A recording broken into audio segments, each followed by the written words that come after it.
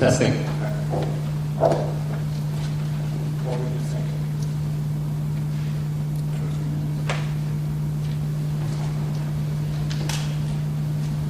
Okay, so ladies and gentlemen, this is session 3.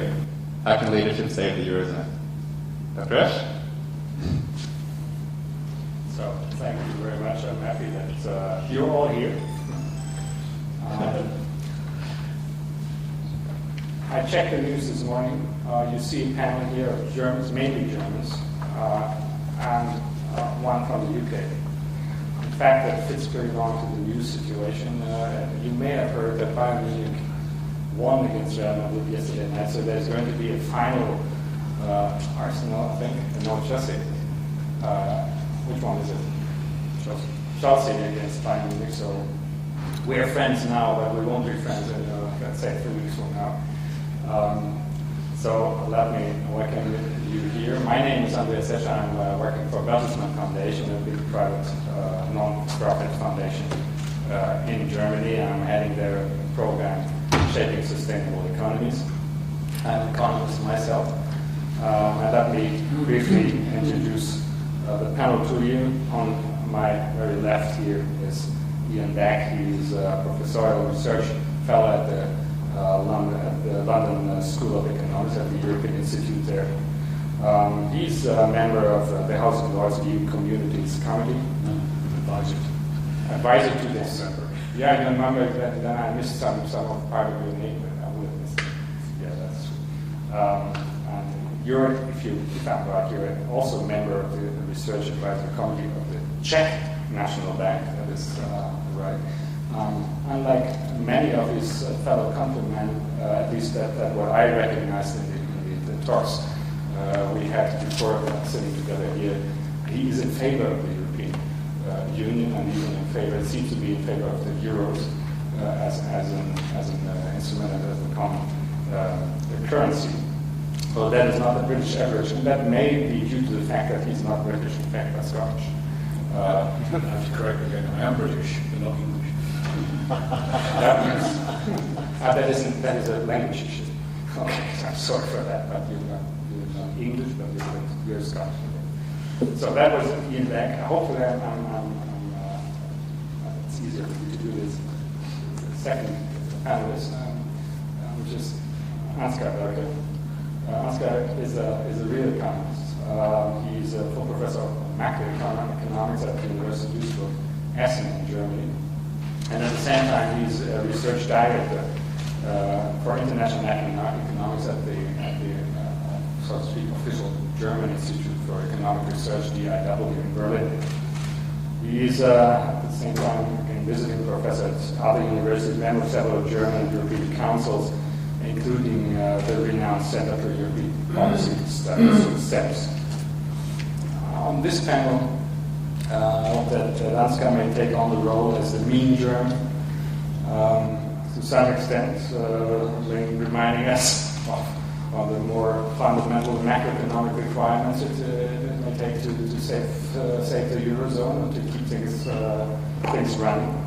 A bit kind of maybe the role like the Bundesbank tries to play sometimes with the ECB director. I don't know whether we'll take on that role, but at least he's the macroeconomic specialist on this panel. And thirdly, but on the far left, from my side, is my fellow colleague Helmut. He's a senior expert at the Bertelsmann Foundation, economist by training. As senior expert, he's responsible for a newly shaped cluster of different projects where we focus on the relation between Asia and Germany, or the Eurozone respectively. Helmut was a journalist, maybe you're always a journalist, I'm not sure, before he joined the foundation recently. And he's definitely is really one of the most international characters we have in the foundation. He served a number of years in Brussels as a correspondent there, and another number of years as chief of bureau in New Delhi for the German business newspaper, the Handelsblatt.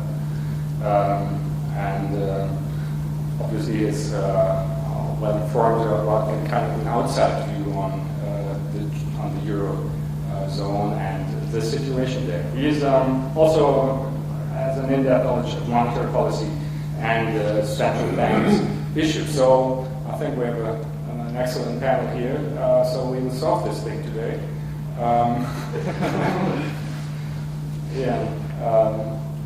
How may leadership save the Eurozone? It's time for you have the floor for your 5 minutes of introductory speech. Well, let me, as a good classical scholar, start by misquoting Mark Twain by saying that rumours of the Eurozone's demise are greatly exaggerated. If you read the transatlantic press, I don't know about the East Asian press, but certainly the transatlantic press, which means Britain and the United States, you would believe that any day now the euro is about to collapse. I think that's an extremely ill-judged reception, and that instead there's a very strong political commitment behind the euro. So one sense in which leadership manifests itself is that the core of the euro area leadership is determined that the euro will not just survive, but succeed. So that's an important starting point for any understanding of what the risks are for the Eurozone. That said, one of the reasons that the Eurozone has been experiencing such great difficulty is that Europe is not the United States of Europe. It is not a single entity. Indeed, last time I was in Korea, I heard an Italian professor come out with a very good description. Rather than being the United States of Europe, it's a united Europe of states. And that distinction is critical because it tells you where the power lies in the way in which things are done within the European Union with the individual states. Each individual state has to sign up to major decisions. So what appears to be a complete failure of leadership over the last 2.5 years since the Greeks initially came on the scene saying they were in great trouble, what looks like a failure of leadership is in fact a very drawn-out political process which is required at European level for decisions to be taken. And the paradox in all this is that, and this is something that Helmut is going to elaborate on later, I know, the paradox in this is that Europe has made great strides over this period in changing the parameters of the euro. But one of the problems is that the way the euro was set up did leave flaws in the system.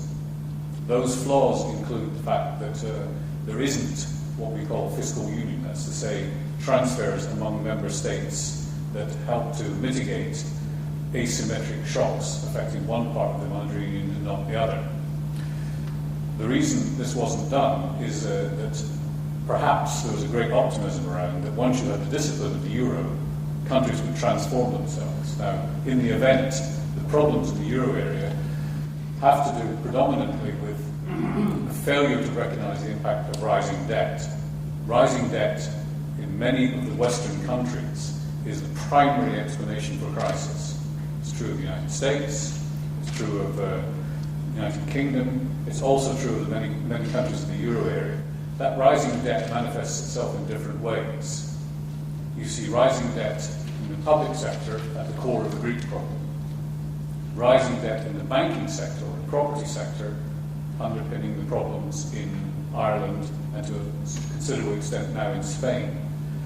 So debt and dealing with debt is the major difficulty that the euro area, in common with the United States, has to confront over the coming years. And the governance of deleveraging, of reducing debt, is something that's far more complicated than simply dealing with a cyclical downturn of the sort we're accustomed to in much of the last post-war period.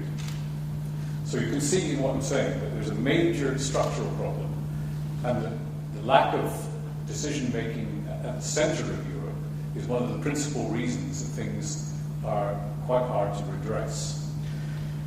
Now, going beyond this, there's one other factor I'd like to put on the table about leadership, which is that in the transformations, which will be explained a bit in more detail later, that will be taking place, what the euro area has been doing is to construct a very nice model for the future. There's just one difficulty. To get from here to the future, you have to get round the crisis. And getting round the crisis is something that the European authorities so far have been rather poor at doing, and that's where leadership is most likely to be needed. I'll stop there as an introduction and allow the others to go. Good. Just would like to pass over to Ansgar. Your 5 minutes. Yeah. Thank you, Iain. I'm very glad that you alluded to the fact that everything we observe in the euro area has to do with the specificities of a common currency and a currency union. What we observe is not something we could have observed with flexible exchange rates. What we have is a lack of opportunity of devaluating the currency and so on. So everything is rather specific. And what does leadership mean in this context? It could consist of spreading, for instance, Germany's stability culture throughout Europe, as you mentioned quite ironically by alluding to me as a potential representative of the Bundesbank view. He's a hard guy. Yeah, I'm a hard guy maybe with a European vision. And the second question is, would Germany in leadership mode acknowledge that more German demand would help its troubled neighbors to get away with the stuff? And maybe even the euro may await its end and would break up. The euro area would experience its break up if leaders do not quickly agree on a blueprint of a fiscal union or something like that. And this is a wide array of options we have here, and leadership can be defined in several directions. And what we had recently was a meeting or two meetings in Paris, meeting of German economists with French economists. And they usually share different views about the functioning of the economy. And here I would like to point out one piece of thought which might be valuable for the further discussion.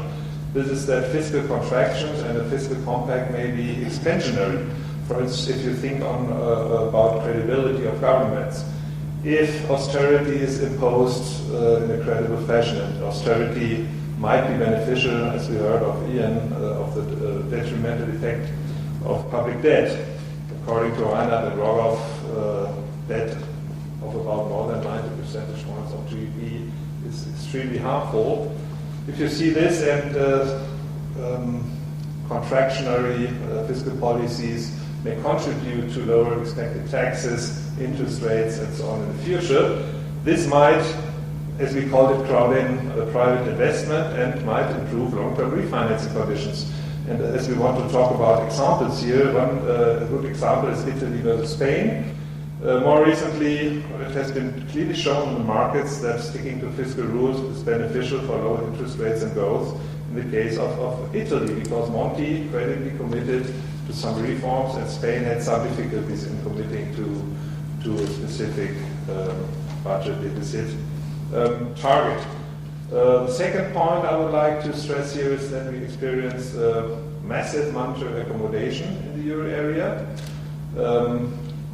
We had 2 3-year monetary stimulus programs settled in December and in February, the long-term refinancing operations, in order to cope with the confidence crisis and to make a cutback of debt possible. But we should discuss also whether this kind of monetary stimulus may cause lower incentives for reform.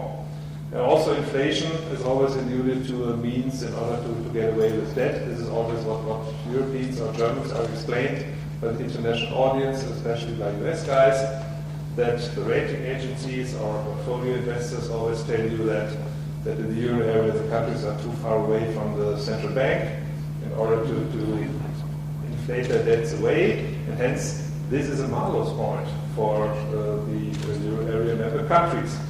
But this also implies that the leeway for debt is lower within the euro area than outside. This is the other side of the coin. And here leadership comes in because you also have to have something like what we call a fiscal compact in order to avoid credibility and reputation losses for the ECB due to these hazardous actions which might be necessary in the short run.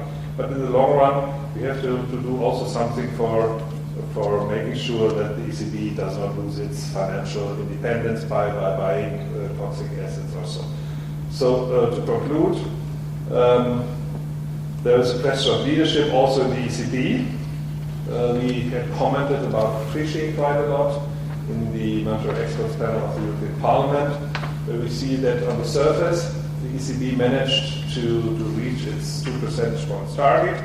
But below the surface, what we see here is that money growth rates, credit growth rates, much beyond the targets before 2007, led to a leveraging of the balance sheets of the private sector and also the government sector. So the short run, we have a cost of fiscal adjustment, a reduction in deficit. This is a classic problem. But specifically about the euro area, I would like to say that in the periphery, the reason is elevated risk premia, which are linked to sudden stops in cross-border capital flows. This is what we observe in the currency union right now. And the risk premia are linked to external balances. And the key issue is a combination of fiscal and external adjustment. Only looking at fiscal adjustment is not sufficient. Thank you. So, I wonder, he's a macroeconomic and he's in Germany. So, thank you for that role. Helmut, was it all wrong? As this panel is about leadership in the Eurozone, I would like to start with some general remarks about leadership in Europe. In a monetary union with 17 independent, sovereign member states, leadership, by definition, is a challenge. You probably know about the complicated governance structure of the EU, although you also probably know the structure in detail. But don't be ashamed, I think 95% of Europeans don't know it either. But this idea of one leader in Europe pushing through things, pushing things forward, does not apply. In Europe, you have, as a leader, you have to be capable to form alliances, and you have to be capable to organize majorities. And this is something which takes time. And this you have to bear in mind if you want to understand the amount of leadership European governments and the European Central Bank finally have shown in tackling the crisis. I say explicitly finally because Europe has wasted almost 2 years and probably also a lot of money until finally it got its act together and decisively tackled the crisis. Am I too optimistic? I don't know. I mean, remember what has been the worst case scenario for Europe until a few months ago. It was the risk of a cascading series of sovereign and bank defaults. It was the risk of an outright market panic originating in Europe and eventually spreading all over the world. And I would say, at least for now, this risk is over. And the main factor is, as Iain and Ansgar already mentioned, that finally the ECB took leadership and decided to flood the banking system with liquidity.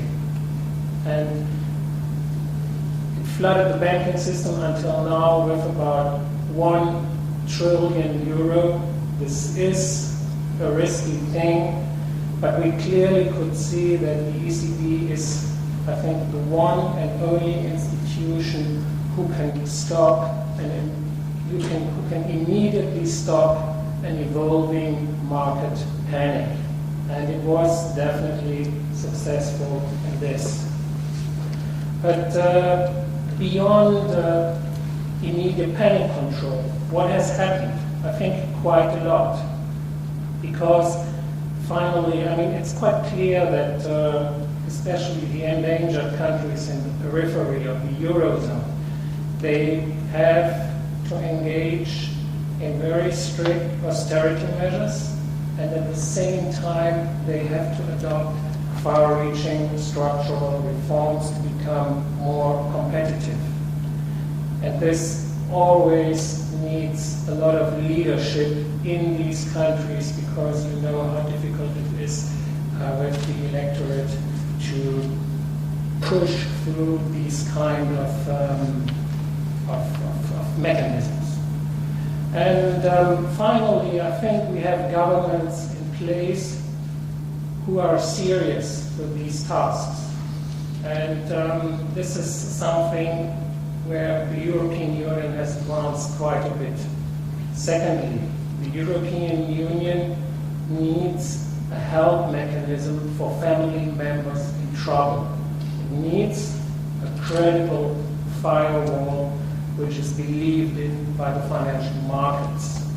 And with the ESM and the EFSF together providing kind of a bailout fund of now 700 billion euro, this rescue mechanism in principle is in place. We might argue it is not big enough, and maybe in a worst case scenario, if Italy and Spain together are not able anymore to access financial markets, these 700 billion euro indeed might not be enough, but it is the right mechanism. Also, the European Union moves into the right direction in this respect, and it might be one day the nucleus of a European kind of monetary fund, which probably is maybe necessary to stabilize the European, the monetary union, and to rebuild trust amongst the financial sector. And thirdly, what is needed is an arrangement to prevent future building up of sovereign debt, and with the fiscal compact in principle decided, we have this mechanism. There are two conditions. The fiscal compact has to be ratified by parliaments, and the fiscal compact has to be rigorously enforced. And this leads me to maybe the second part of our discussion. Many things have been achieved, but we are still on a bumpy way forward. We are definitely not out of the woods. You can see this each and every day when you read the newspapers, and probably even more leadership will be needed in the next years. But let me start also with a quote by Mark Twain, because Iain started with Mark Twain. Mark Twain once said about the music of Richard Wagner, "It is better than it sounds." And I think this also holds for the Eurozone. Thank you. Okay. Thank you, Helmut. I wasn't aware of that one, Mark Twain. You were mentioning the need for structural reform, and there have been voices since the very beginning of this common endeavor, Eurozone, that the structural differences and the imbalances within Europe may not allow this thing to be solid and to be lasting and sustainable. What do you think, Iain? Is this how does the need for structural reform fit to the need for austerity right now? And is it a real chance to overcome these imbalances in order to form something like a homogeneous European Eurozone? Is that realistic? It will be difficult because there are such wide differences amongst the European economies, both in levels of prosperity, in the structure of the economy as between, let's say, manufacturing and services, between export-oriented industries and domestically oriented industries. And also on the supply side of most economies, there are significant differences in the way labour markets function. One of the changes that is afoot, particularly in southern Europe, is transformation of the old highly protected labour market systems. In Spain, to give one example, those with permanent contracts enjoyed up to 2 years employment protection if a company was thinking of firing people. And the result of that was that nearly all new hirings taking place in Spain were on temporary contracts. So there's privileged insiders, and the growing mass of underprivileged outsiders in the labour market, which made the labour market as a whole relatively dysfunctional. Spain is now starting to address this. I'm reliably told by one of the previous Prime Minister's advisors that Zapatero came back from a weekend away and said, you know, I've changed my mind. It's time you transform the labour market. He didn't actually do much. Now he's been succeeded by a right-of-centre government, Mariano Rajoy, who looks as though he's going to start implementing these sorts of changes. But they take time. We have the example in the UK of, to some, the great villain, to some, the legendary figure of Margaret Thatcher. She implemented massive labour market reforms in the UK, which looked as though they were being very damaging when they were taking place, but subsequently appeared to be very productive. In Germany, between roughly 1999 and 2005, the left-of-centre government organised some very extensive labour market reforms called Agenda 2010. And that, according to many analysts, is the underpinning for today's German success. One of the ironies of Germany is that, as recently as happened 6 or 7 years ago, Germany was being portrayed as the sick man of Europe. Now Germany is the powerhouse. My German friends probably say, we were always the powerhouse. But to the rest of us, Germany was looking very vulnerable. So there is undoubtedly a major supply-side change that has to take place in the countries which have suffered the worst competitiveness changes. Now that's not the same as fiscal austerity. Greece quite clearly has to address its fiscal problem. In Spain and Italy, the problem is much more the supply side of the economy. In Ireland, it's a banking crisis that took place. And that banking crisis shifted, as it did in Sweden 20 years previously, onto the public sector, because the public sector had to bail out the private sector. Ireland remains a competitive economy. So it's not as though Ireland needs devaluation or the standard Washington consensus kind of approach. It needs to sort out a dysfunctional banking sector. So you see this array of different problems across Europe. What it also tells you is that those who believed that joining the monetary union was simply shifting up one level where politics and economics was organised, misunderstood it. Once you're in the monetary union, you're in a different economic environment from when you're in a single country where monetary policy, fiscal policy, and supply-side policy are all at the same level. And what was perhaps a lack of leadership on the part of many countries was the failure to understand that they were in a new regime. And that new regime is one that's in between federal and national. Now, just as an aside on this, one of the difficulties of decision-making in Europe, as I've emphasised, is you need 17 or perhaps 27 countries to agree on something. It's as if you take the United States comparator, you wanted a decision at federal level in the US, and you first have to get California, Maine, Arkansas, and every other state to agree with what you're doing before you can do it. That's the dilemma the European Union faces in leadership.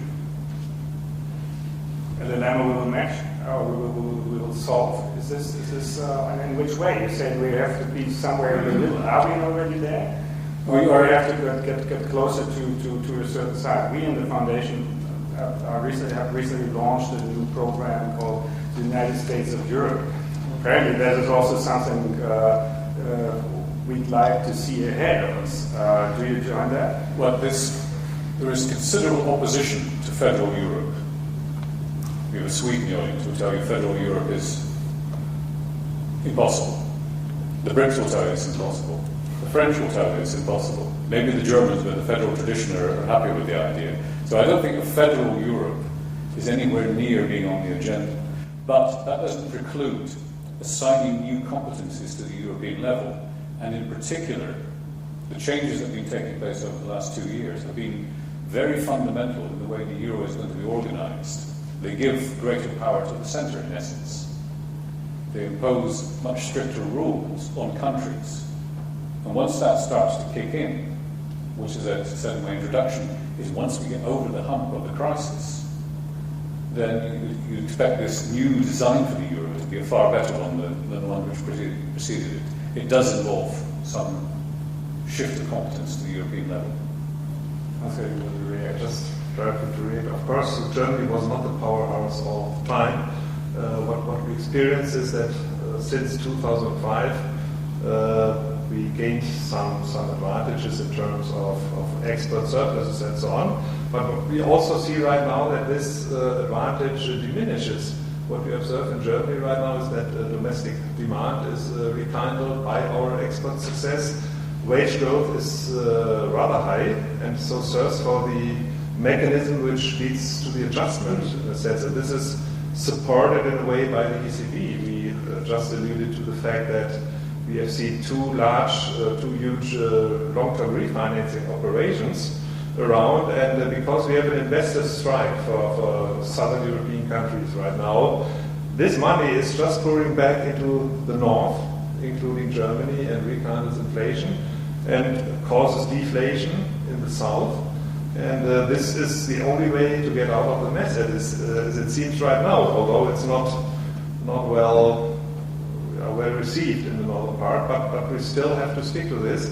Because what we also observe in Germany right now is some expansionary fiscal policies, which is astonishingly criticized by the left, by the political left. This is always what strikes my students when we watch in Berlin the so-called Haushaltsdebatte, the negotiations in the Bundestag about the new budget.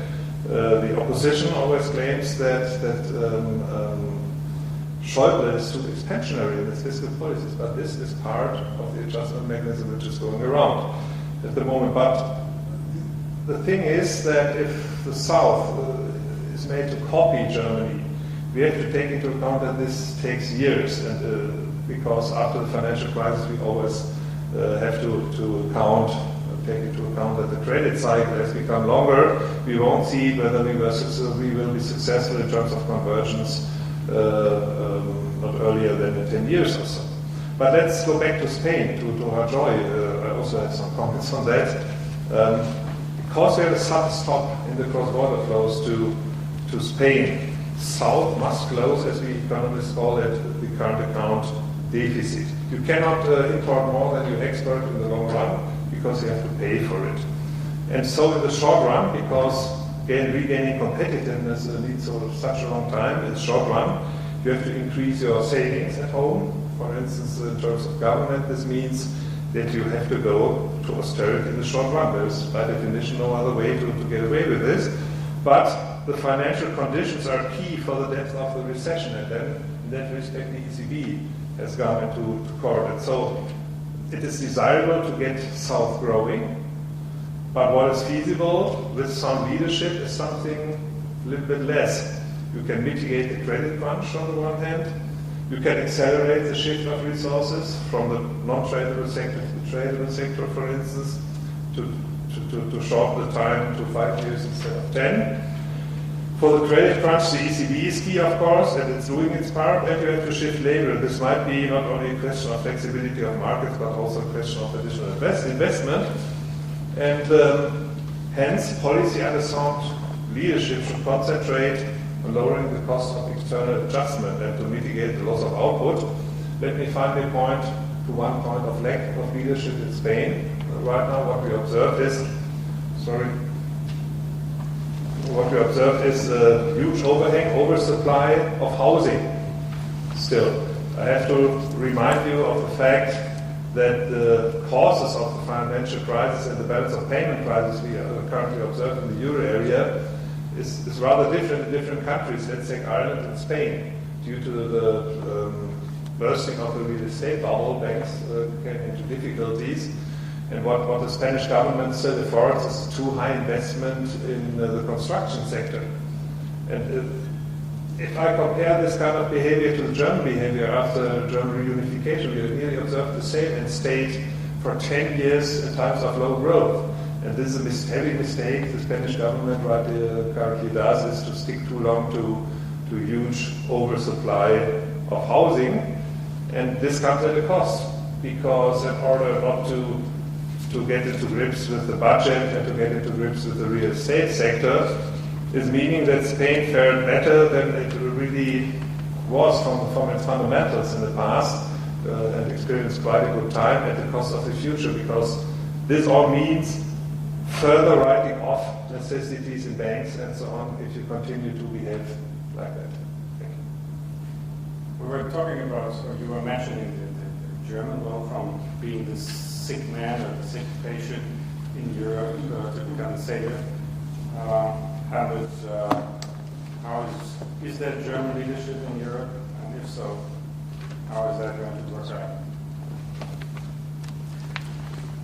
I think finally there is German leadership.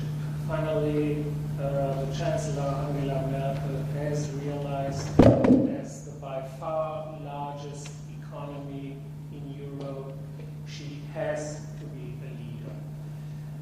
But this has taken some time, and let me explain why leadership in this specific case of the euro crisis was so difficult for Germany. I think this has to do with two fundamental beliefs in German politics, which are deeply rooted in history. The one fundamental belief is we never want to have again inflation. That's number one. Number two is, out of our experience with the Second World War, we want to be deeply integrated in the European Union to prevent such thing happening again. So this deep integration means that Germany always was ready to take a large burden of the costs of the European Union. This always has been German politics. But this conflicted with the remedies for the European crisis, which more or less all meant that we engage in an inflationary risk. And this is also the main reason why Germany was opposing the ECB's policy of providing massively cheap money to the banking sector. So we have these two conflicting core beliefs, and it was very difficult for the German government and also for the German public which side we should take.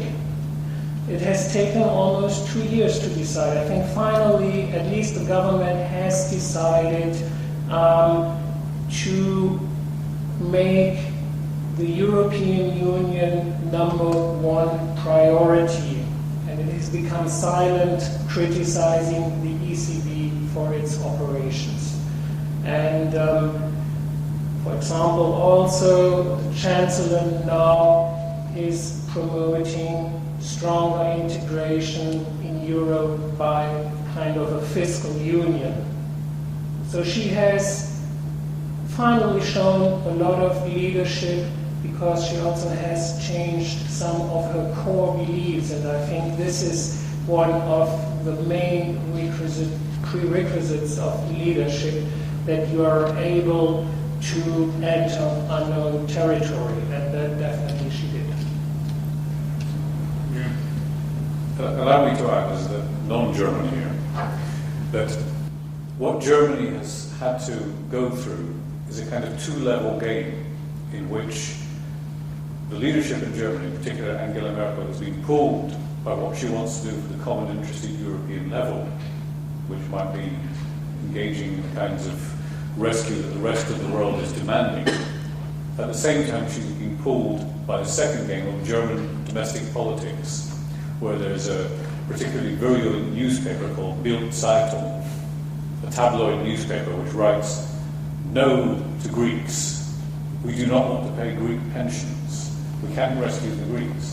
This kind of thing every day is being drip-fed into the media. And it's aggravated by the fact that the one institution left in Germany, which the entire German population trusts, is the Constitutional Court. The Bundesbank has been overtaken by the European Central Bank, so only the Constitutional Court is left as a trusted institution. And it's very easy for half a dozen professors to sign a complaint to the Constitutional Court saying that what the government is doing is potentially illegal. And if the court were to rule in favour of that attempt to get it changed, she would have to stop what she's doing. So this two-level game is going on all the time in Germany, as in other countries. And this is part of the difficulty of decision-making at European level. But let me add also one other name who has been leading from the background in Europe. I don't know how many of you have heard of him. Herman van Rompuy. Hands up if you've heard of Herman van Rompuy. 3 out of 15. He is the president of Europe, or at least he's the permanent president of the European Council, to give him his correct title. He's a Belgian. And in Belgian politics, you always have to accommodate a deeply divided coalition. So having appointed him as the president of the European Council, which is the highest decision-making body in Europe, he's worked in the background leading by coordination. I wonder if this expression, leading by coordination, is one which fits in the overall Plenum notion, because it's an unusual way of leading, and yet it's been quietly effective in a way which has surprised many people. That's my digression. Ansgar. Yeah. I would also like to add something to your excellent comments on the situation in Germany. I also think it's very important to look at election dates. In France, we had the first election, and in Germany we will have elections, federal elections in 2013. And so Angela Merkel quite implicitly agrees with Draghi, the president of the ECB, on the current monetary policies, although it's not typical of Germans to support this, because on the one hand, it's not necessary anymore that the European Central Bank buys sovereign bonds directly. These kind of measures are not taken these weeks. They may be taken up in the future, probably with an eye on Spain, but now they do not take place, and this is not worrying for the German electorate. On the contrary, it calms down then a little bit. So Merkel is quite satisfied with Draghi. And on the other hand, the job still continues, but in an indirect way. How do the LTROs work, the long-term refinancing operations? It's on taking collateral like bank shares also, which are guaranteed by governments, like the Greek government, which recently have declared bankruptcy. But they are accepted as paper, and so banks of these countries can print money in an indefinite way, in an unlimited fashion. But this is not easily to get to grips with, to understand by the German electorate. So it's a very good solution to have compound the markets, but not being hampered in terms of electoral prospects. And let me also state that the euro area and the attacks of the financial markets were heavily induced by an internal contradiction of the euro area. What we saw was the German no to the Eurobonds. What we saw was also the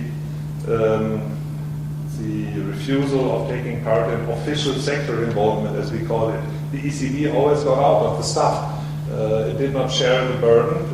The burden is heavily taken by the private sector of these rescue measures. And in the end, what happens is that public debt is taken by official creditors in the euro area. And this is at the risk of private investors being the last in the queue if the country gets insolvent. So what we do with these kind of measures is to decouple the countries from the markets for a very long time, because this deters private investors. If you have all these official creditors they are served first in the case of bankruptcy of the governments. So this is also the case in the case of the ECB. Three contradictions. The first one was German no to Eurobonds. The second one, refusal of the ECB to take part in haircuts for Greece or something like that. And the third one is that you cannot get these rescue funds as large as they might have to be. For instance, in order to cover all the debt which has to be rolled over, because you have a kind of cascade effect included. You only had 6 guarantors which were AAA rated. France has fallen already partly, and the next one is maybe Germany, because what portfolio investors tell you is that it might be a good thing to get away with the only attractive investment alternative to the EFSF, the European Financial Stability Facility. This is implicitly addressing the Stability Fund, in order to have better refinancing conditions for the rescue fund.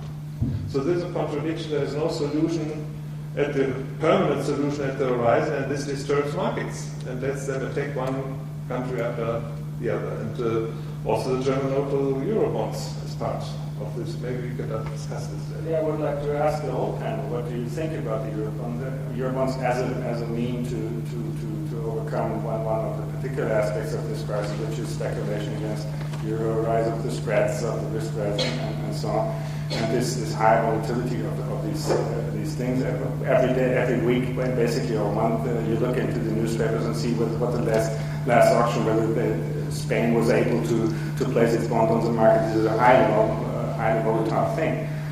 Would Eurobonds help there? Are Eurobonds the first step into something what we call transfer union, where the strong pay for the weak until I don't know, for eternity? What do you want and what do you expect?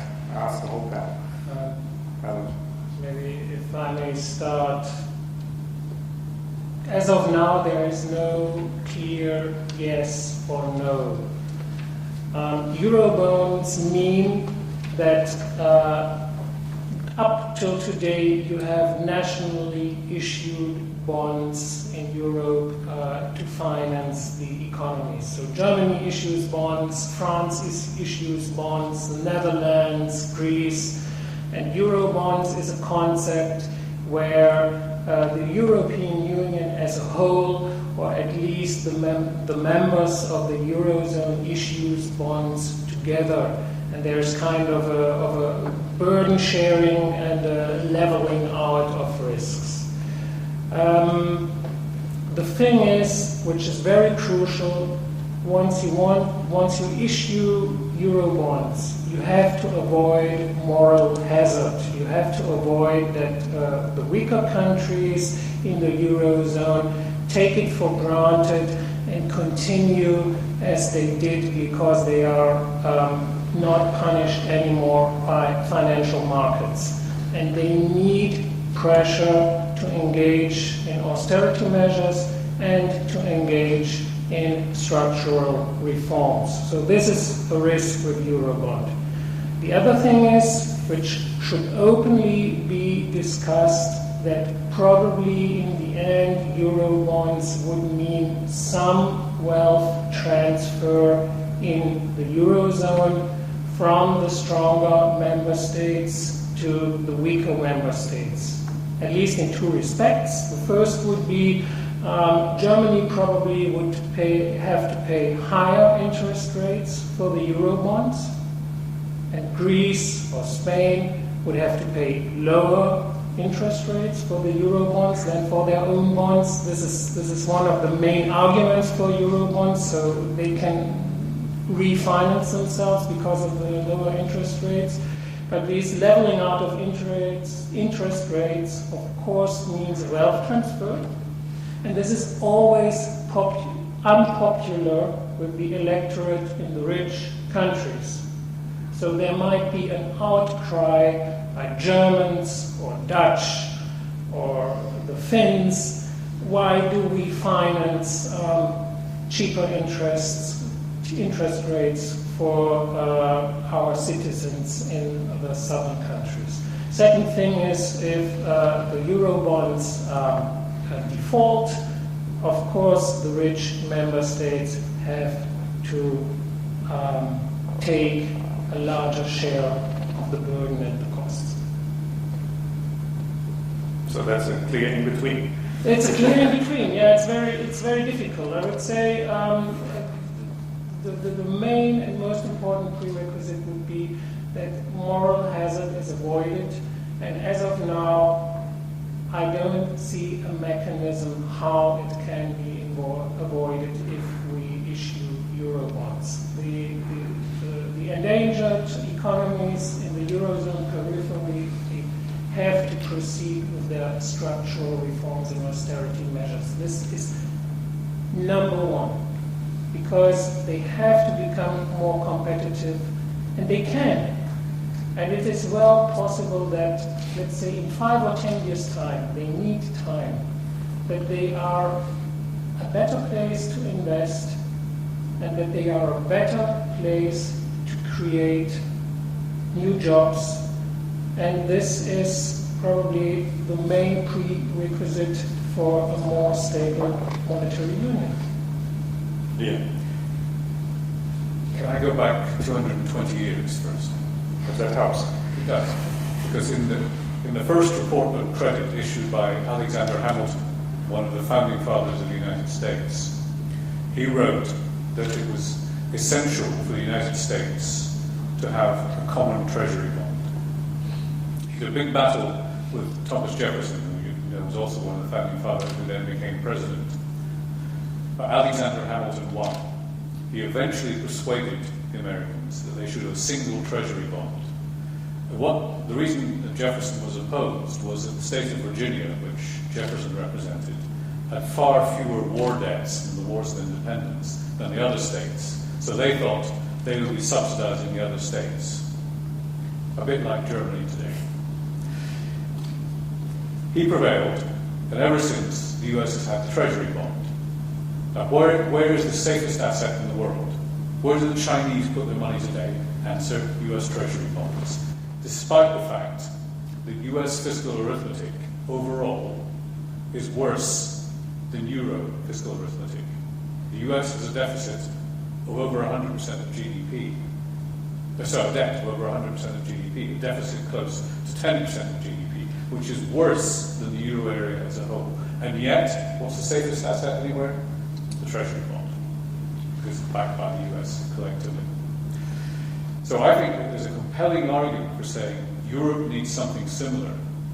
I think the Chinese would love it, because then they then have an alternative to where they could put their $3 trillion of reserves, not put everything in predominantly in US Treasury bills, but instead go to Europe. And don't forget that Europe as a whole has current account position of the balance of payments more or less in balance. Europe does not have a deficit the way the US does in that respect. So there's a strong economic case for having a collective bond at European level. And this is where two of the problems that Helmut has introduced do have to be confronted. The essence of a Eurobond would be that, to use a technical term, it would be jointly and severally guaranteed. In other words, each country would say, I'll guarantee my proportion, but I also undertake, if somebody else cannot guarantee their proportion, I will take it up potentially to 100% of the value. Now, it's absurd to think that Luxembourg could guarantee 100% of the euro area's debts, but Germany could, potentially. So this is why the Germans are most fearful of it. The second consideration, this moral hazard question, is that if you allow the Greeks to borrow on more easy terms, they will just borrow even more than they already do and make things worse rather than better. But there's a simple solution to this. As you all know, because you'll have read my article in the Asia-Europe Journal about this, the last issue, which is that you impose conditions. You could say, for instance, up to about 50% of GDP, you may borrow euro bonds, but beyond that, you're on your own. In which case, a market signal would come in saying, if you want to borrow more, your interest rate is going to quadruple. You're only allowed the euro bonds up to a certain proportion of your public debt. That would clamp down immediately. Or you have a European Treasury which says there are conditions to be met. You're only allowed to borrow if you are engaging in the right kinds of structural reforms. So it'd be a bit like the IMF. The IMF does this to countries all over the world. It says you can borrow from us provided you engage in the program of policy changes that we dictate. That's conditionality. So conditionality would be the way to make Eurobonds credible. Now the great advantage of them is they would lower average borrowing costs for the whole of the euro area, increase it a bit for Germany, but Germany has to confront a simple trade-off here. If Germany doesn't do it, it ends up being liable anyway, but at higher cost and with more disruption. Whereas if Eurobonds are in place, you're likely to find lower average financing costs and a greatly decreased risk of the kinds of default we're seeing at present because the conditions would have been applied. Now this is something that cannot be introduced overnight. It's not a crisis resolution initiative. It's something for the medium to longer term. But it will need leadership. And I think there's a drift in Europe towards accepting this. It's not quite reached federal chancellery in Germany, but it's getting there. I think even the Foreign Office in Germany is more or less prepared to vote in favour of it. So I think watch this space. Within 2 years, you'll see Eurobonds. Well, Angela Merkel has shown some kind of flexible in the past, and she might show that in the future too. Ansgar, very quick comment on that. Eurobonds, yes or no? Clear. It's very quick. I still see that the US bonds are more attractive, even in case if we would have installed the Eurobonds, because, for instance, banks, commercial banks in the euro area are not as much indebted. What you also see is declining indices, indicators of political governments, quality of government in Italy, and Italy is the case in point, because some other countries are still under programs and in the short run are not needing these kind of Eurobonds. But 2 points. One point is that you agree to that, Iain, that there would be small disadvantages for a large country and huge disadvantages for small countries in the euro area if you introduce bonds. And on average, if a large country loses a little and small countries gain a lot, this is nothing on average.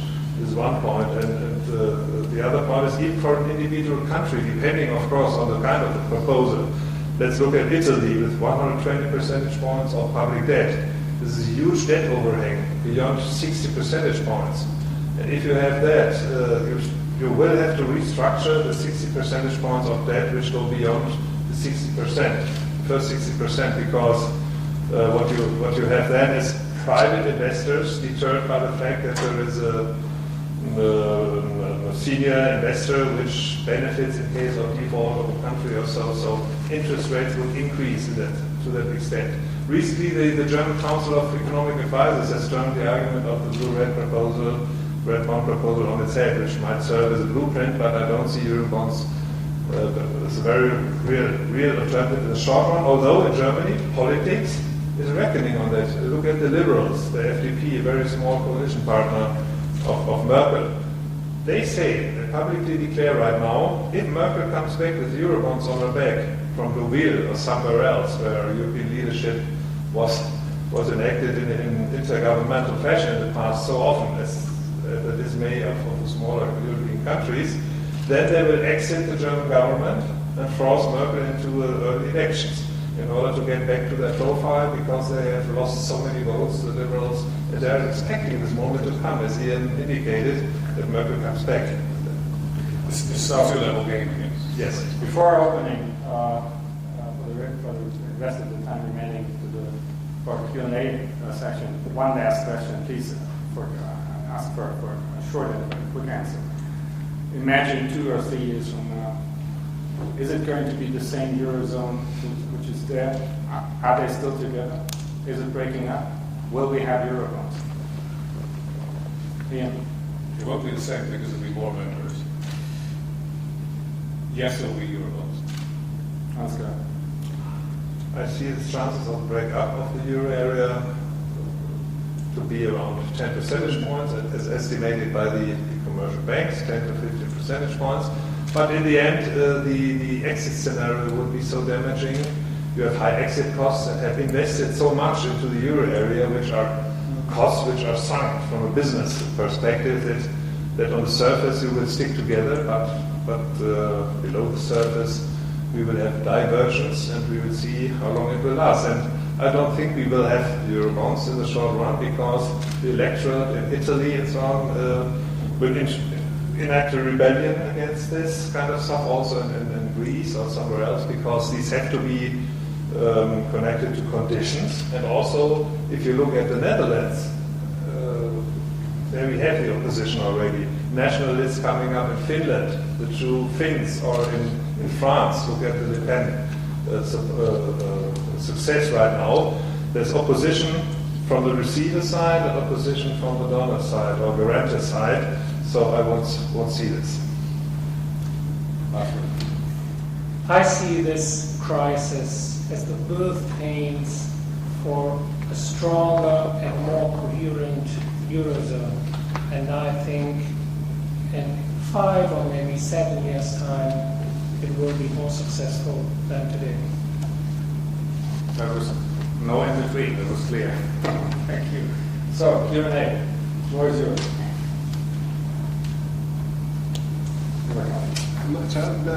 Sounding long from the economist, actually. I think you've got to use the mic. I'm Simon Long from The Economist. There was three relatively sanguine outlooks for the euro. Just wondering what could possibly go wrong. I mean, Iain mentioned the Constitutional Court, but I wonder if European voters might have the say as well. I think in Greece, France, what happens if Italy gets the elected government, for example. If I may start with this, because this is something I wanted to say anyway. Top of my list, what potentially could go wrong is not Greece, not Portugal, not Spain, not Italy, but France. France is a very dangerous case for the Eurozone because France urgently needs structural reforms, and up to now they are not ready to realize this. And the French elections, the second round of the elections on 6th of May, will be a very decisive date for the European Union. And if after the elections nothing happens, or only nonsense happens, like going back to a retirement age of 60, then France will be heavily punished by the financial markets, and it will be tough times for the Eurozone. But there are many downside risks, put in those terms. It could be strong opposition in France from a François Hollande-led government, which creates friction with Angela Merkel and leads to an unraveling of all the agreements that we've made in the last few months. That's possible. Unlikely, in my opinion, but it's evidently possible. I don't think voters, even in a country as stretched as Greece, want out of the euro. And this is one, perhaps, of the ironies of the situation. You think, if you were a Greek voter, you've been squeezed every day by further public expenditure caps or tax increases, unless you pay taxes. And you're being asked all the time to have a worse economy. And yet, support for the euro remains in Greece.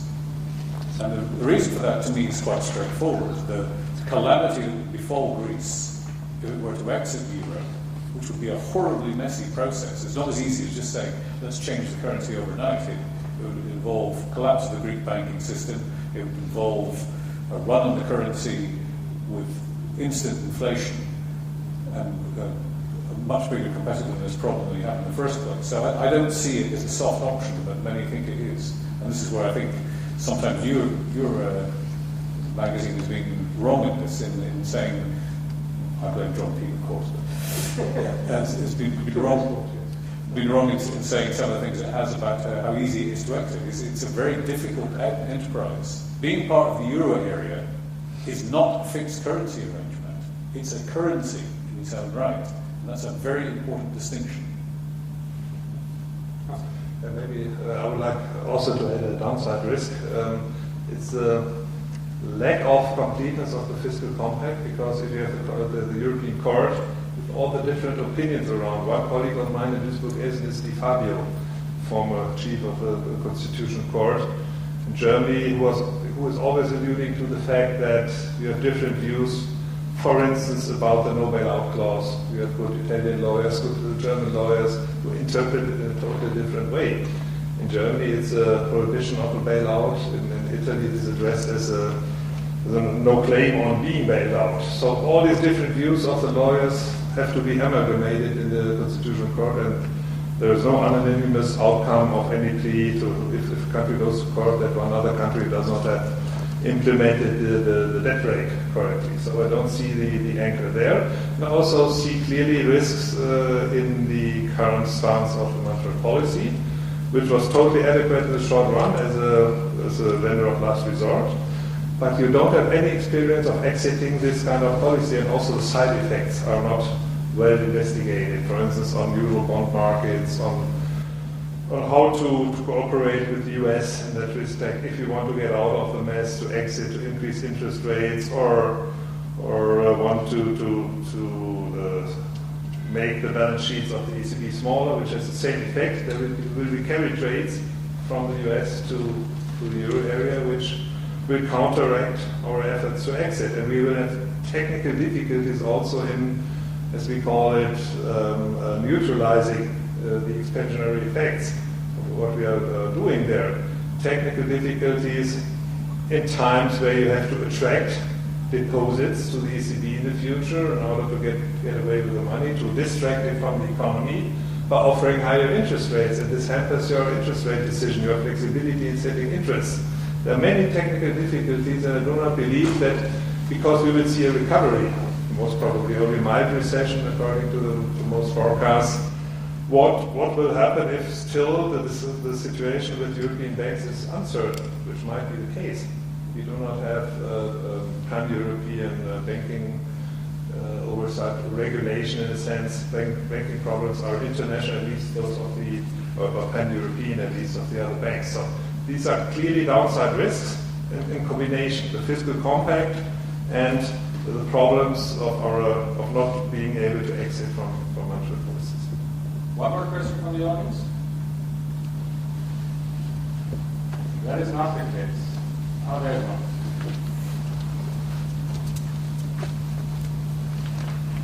Well, my name is Lars Frisk. I'm from Sweden. We're part of the European Union, but not part of the Euro. So I have one. Actually, my conclusion is that the only solution to this leadership problem, obviously in some sense it is a leadership problem, is more federalism, more United States of Europe. Do you agree on that conclusion? So I think that is a good last question. But it's a challenging question because I think the forces aligned against it make it unlikely it's going to happen. Take Sweden. There's no disposition in Sweden to accept a federal euro. Indeed, Sweden ought to be part of the monetary union and has imposed its own referendum to say we're not having it, breaking the law and so doing, technically. So I think that the idea that federal euro is going to come to the rescue is far-fetched. May I put it this way? Is it something where you could get much closer at? We already, on a voluntary basis, gave up many of sovereign rights on a voluntary basis without the war pushing us to do so. And this crisis may call you for more of this kind of thing. And are we ready to do so? My assumption would be yes, we are on the way. The job becoming federal right away. Could you agree to that? I think we will see some further accretion of powers to Brussels or Frankfurt, but it will be with limited spheres of influence. There might be a move towards a degree of fiscal union, which is part of what Eurobonds consists of. But I don't see a federal structure, as in Germany or the United States, emerging. It'll be a long way short of that still. Any other comments from it? Yeah, short one? Yeah, a very short one on Sweden. Of course, if I understand the Swedish example right, you also have to take into account the possibility of the devaluation of the currency in the 90s. It was extremely helpful for Sweden, at least. As I see the fiscal policy of the euro area should optimally be as such that we have some risk diversification, different fiscal policies in order to avoid that one country, lack of leadership in one country, like Italy, would damage the whole system. So risk diversification with different fiscal policies because we have political business cycles. Fiscal policies can be a source of shock. Thank you, Ansgar. I in principle agree with what Iain said.